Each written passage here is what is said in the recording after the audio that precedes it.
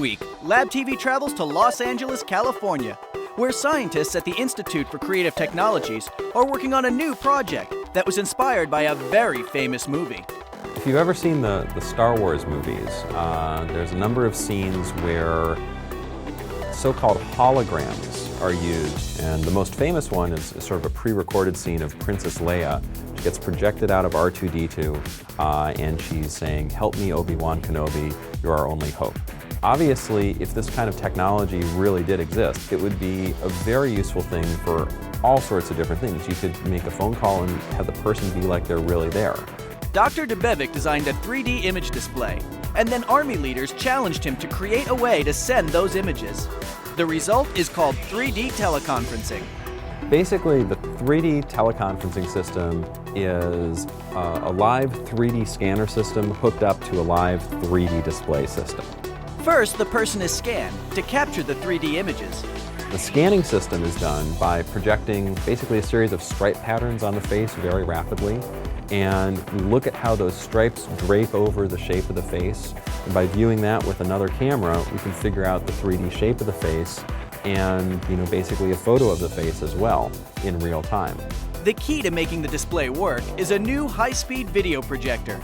This one can go up to 5,000 frames a second.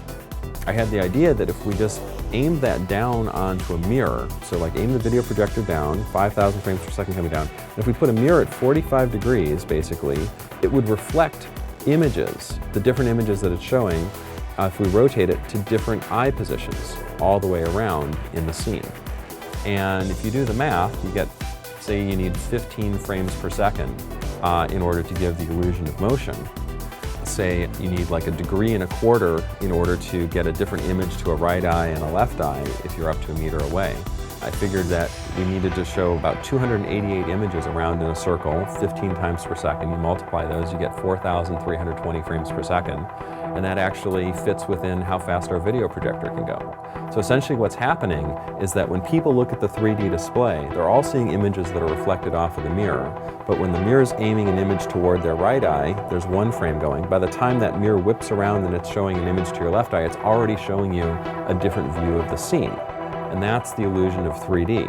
This is the first time a display like this has ever been created.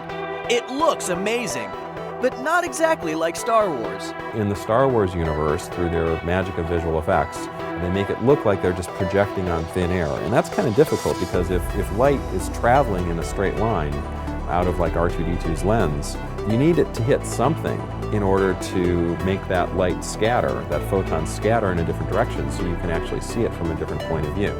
And if there's really just empty space there, that means there's nothing that it's possibly going to scatter off of. But their system might even be more useful than the Star Wars one.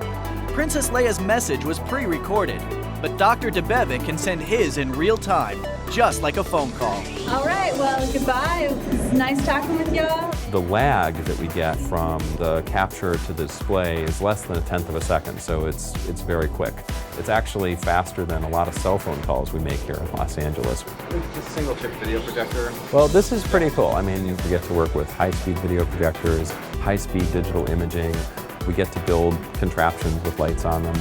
We do things that nobody has ever done before, and we come up with some ideas that nobody's ever thought of before. This is the kind of stuff we love to do. To find out more about 3D teleconferencing, computer graphics, and ICT, check out labtvonline.org.